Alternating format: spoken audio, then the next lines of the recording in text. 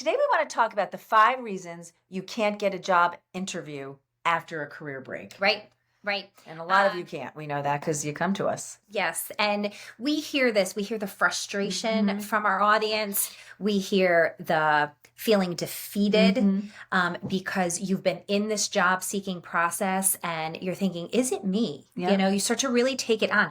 This process is a beast. Mm-hmm. And the more educated you are and the more strategic you are for your particular unique set of circumstances, you wouldn't be in our audience if you weren't. Yeah.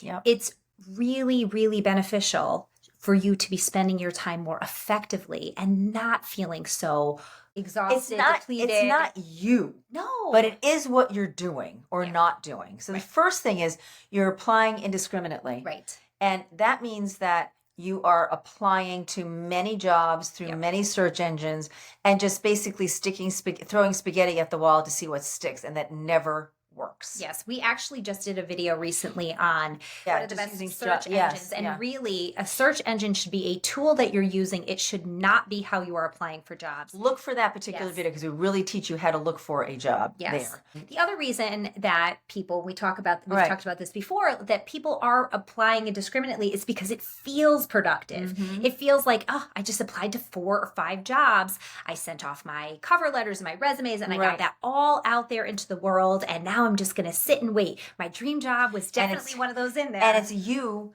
and thousands of other people. Yes. You could actually use that strategy 20 years ago before the advent of all these online aggregate job boards, but you can't do it anymore. Right. Because now you're one of 5,000. Right. And when you're in that needle, if you're that needle in a haystack, then you have to stand out. And if you're applying to that many positions, then you're not being discriminating enough, which leads to our next number 2. That you're pursuing the wrong jobs. Right. So let's talk about how we can calibrate ourselves to apply for the jobs that really are truly a fit for us. So you have to understand your brand. We've talked about this in past videos too. But more importantly, what you bring, what you can do, what's reasonable for you to pitch yourself as, and then who are you talking to? Yes. Who's your audience? So if you don't know who you're talking to, number 1, your resume isn't going to really speak to me because you're not specifically talking to me. And number 2, you're not going to know where to look. Yes. So you really have to do some of this reflective work on your own and a lot of research. And to your point earlier, this is where a job board can help because you can see what types of positions are being posted. What are things called now? If you've had a long break, some of the job titles have changed. There may be job titles that didn't exist when you were working 12 or 15 years ago, but are certainly still in your wheelhouse. So making sure that applying for jobs is a very thoughtful thing. And it's not a quantity event. It's a quality event. It's making sure that the jobs that you're applying for are the right ones. And that to that point of that earlier video, that you are applying using networking and not just point, click, submit. Yes.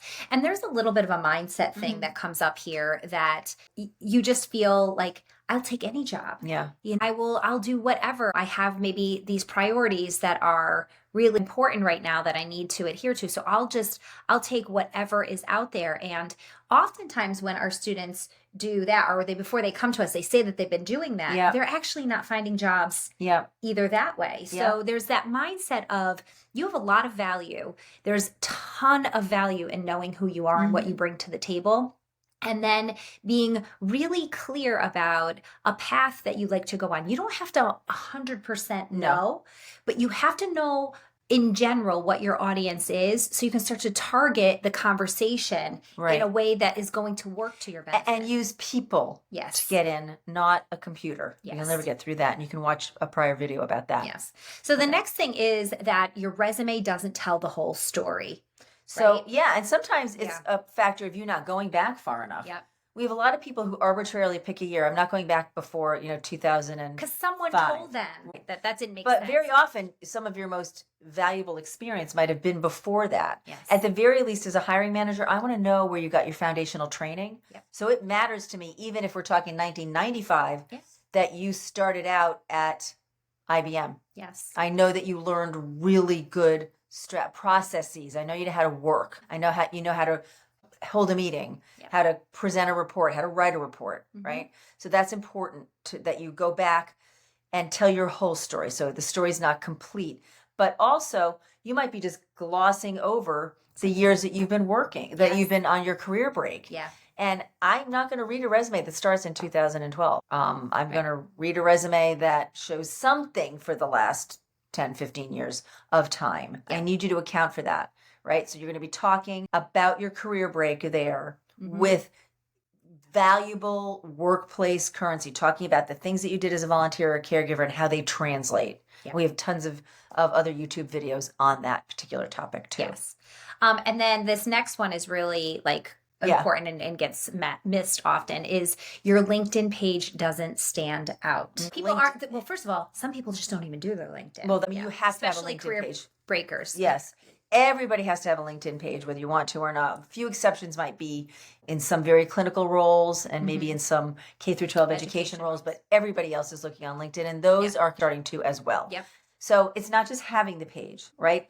You need to be discoverable. But the first thing I'm going to look at your page is what grabs me. I want to see a nice banner at the top. I want to see a current photo that looks like someone I want to work with. Yes. Someone who looks alive and energetic. I want to see job titles that make sense. And those job titles are what often will bring me to your page, because as a recruiter or a hiring manager, I type in job titles to see who comes up. Right. So that's important.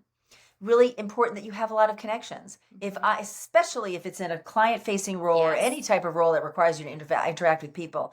If I go to your page and you have 47 connections, I'm just going to say this is not a person who's connected. I want people who are connected. And, there's a mindset thing that happens here, and we see this all the time. Well, I've been out of the game for so long. I don't want people to, wonder where I was or what I was doing, or I get on there and I feel overwhelmed and intimidated by the fact that, this person that I hired is now running this division. Whereas that should be such a great asset that the person you hired is now in charge of a whole division. They have every reason to want to talk to you. Yeah, it's a little bit of like the pride and ego piece that we have to set aside because you have this bigger goal, and really starting to switch the perspective on, gosh, I do have connections, and looking at those connections not just from a standpoint of who you used to be, but who you are now and what you could offer them now if you were to return to the workforce. And the last piece is